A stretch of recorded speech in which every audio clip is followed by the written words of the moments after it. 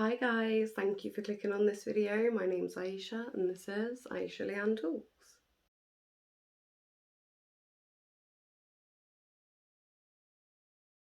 So today's video is going to be a bit of a wild one. It's about something that has only recently happened, so it's all still going through the court system at the moment, meaning that everything in this video currently is alleged, but I am going to tell you about the details because this is absolutely insane.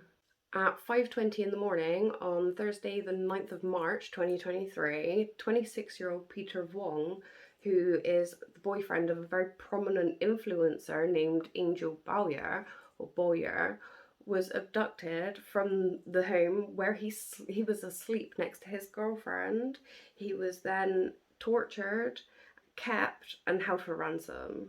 6 men wearing face coverings and armed with guns, sledgehammers and a fire extinguisher stormed the home where Peter was living with Angel and Angel's family. The men dragged Peter from his bed, they dragged him down the stairs, they threw him over a gate and they bundled him into a van.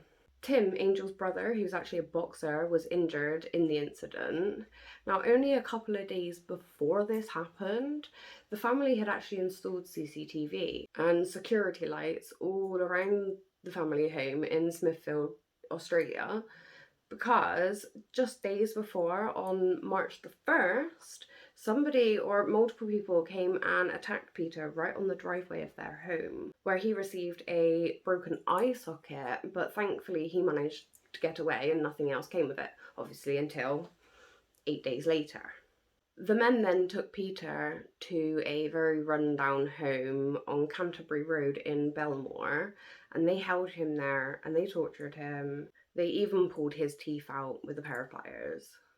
As soon as the police were called, an investigation began and the family were actually taken into witness protection. They were all questioned and the home was searched. In the days following the kidnapping, Angel's high-rolling crypto trader cousin Tran Din began receiving ransom demands from an encrypted device. The messages said things like, "We set price to $5 million. If you can't meet our requirements, we cut your boy up bit by bit until you give us what we want. And want his body in pieces? Get the 5 million ready." The kidnappers also sent Tran videos of Peter with a gun in his mouth and begging for help. Now, Tran Din is actually quite a successful businessman. He's a family man, you know, he's father, got his wife. His wife posts pictures online of their quite lavish lifestyle, including pictures of them on holiday in Paris. So it's safe to say that this family seemed pretty well off. Now, don't get me wrong, that doesn't mean that they deserved for anything like this to happen to them. Not at all, not in a million years. But, you know, they were clearly quite wealthy.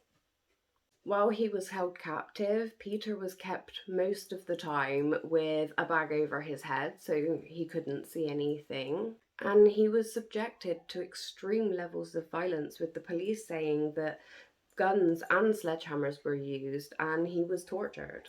It's alleged that the men removed Peter's teeth by sticking the barrel of a gun in his mouth and then pulling them out with a pair of pliers. Now, I'm not going to lie, this sounds like something out of a horror movie. It's absolutely terrifying. Could you imagine being in that situation? I definitely couldn't.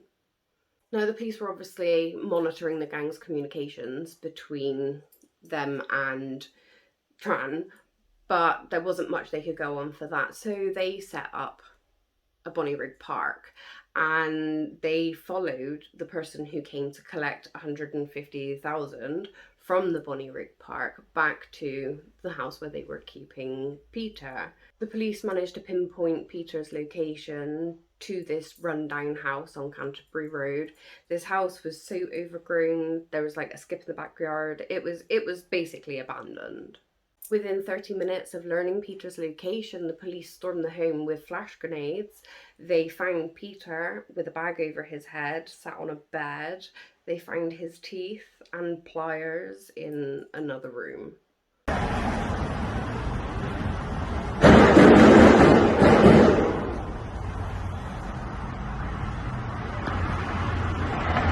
An ambulance was called, they came out, they assessed Peter, and they transported him to the hospital. Thankfully, he was in a stable condition. 4 of the men were arrested pretty much right outside of the Canterbury Road property, and then another 2 men were arrested just round the corner a few streets away. In this footage of the arrests, a silver car can be seen pulling up just meters away from the house that Peter was rescued from. As the driver stepped out of the vehicle, undercover police screeched to a halt and a group of armed officers wrestled the driver to the ground and demanded that the other men got out of the vehicle. Neighbours said they heard what sounded like a fight outside. They came outside to find the place completely swarming with police officers and the 4 men on the ground. One of the neighbours said, "There were people laying on the ground. We thought they were dead."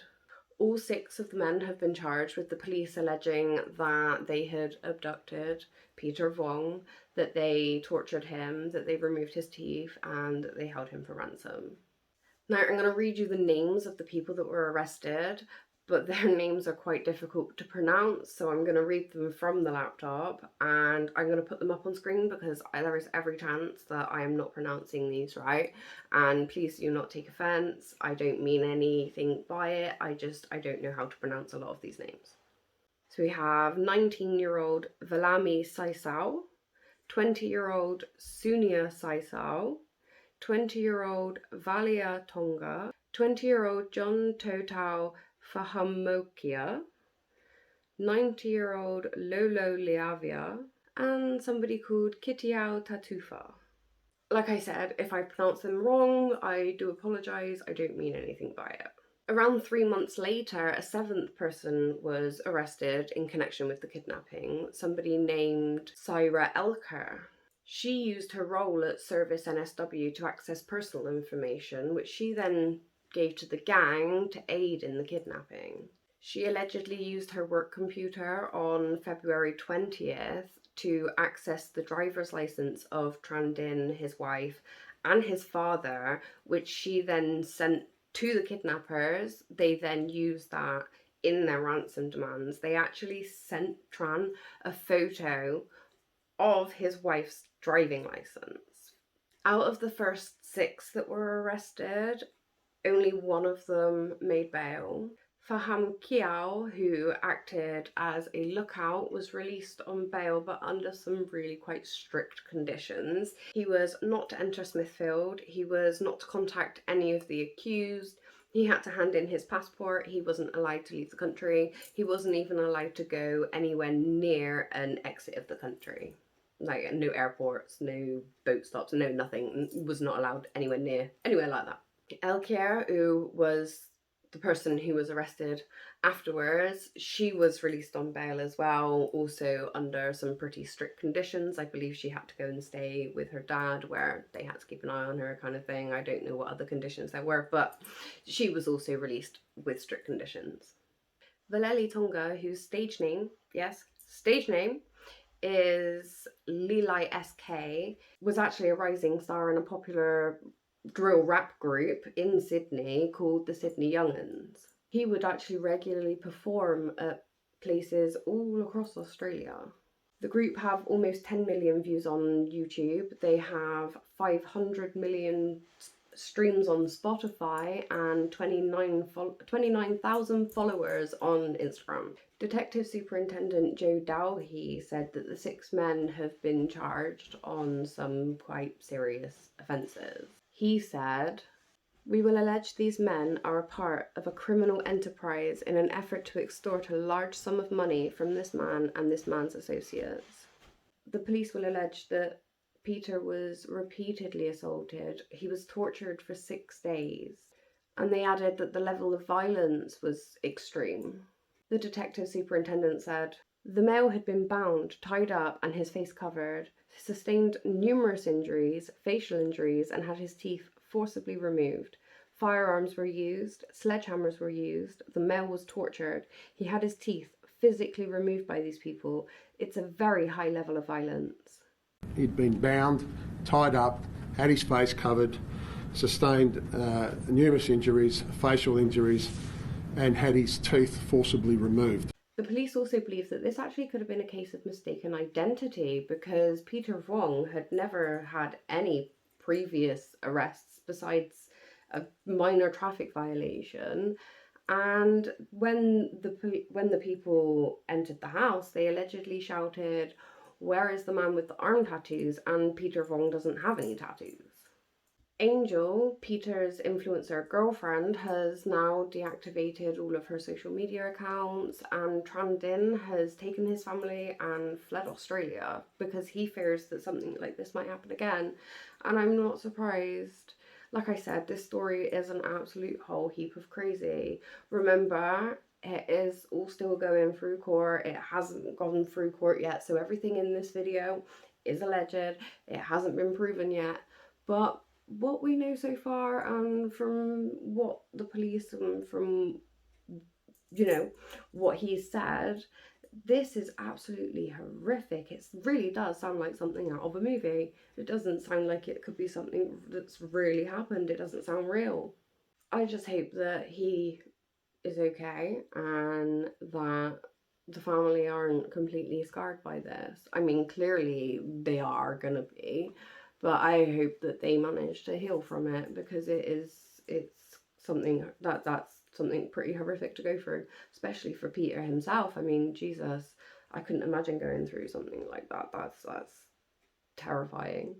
I would definitely be interested to hear what you guys think about this case. If you have any thoughts, opinions, let me know in the comments. Thank you for watching this video. If you're new and you don't know what I do here, I tell hardship stories. So I tell celebrity stories, I tell everyday people stories, I tell stories that I find in the news. So if you have a story or something you'd like me to talk about, you can contact me via my email, or you can just drop me a comment in the comment section down below.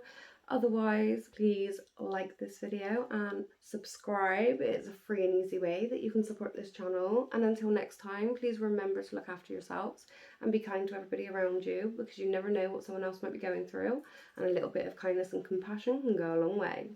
Bye bye for now.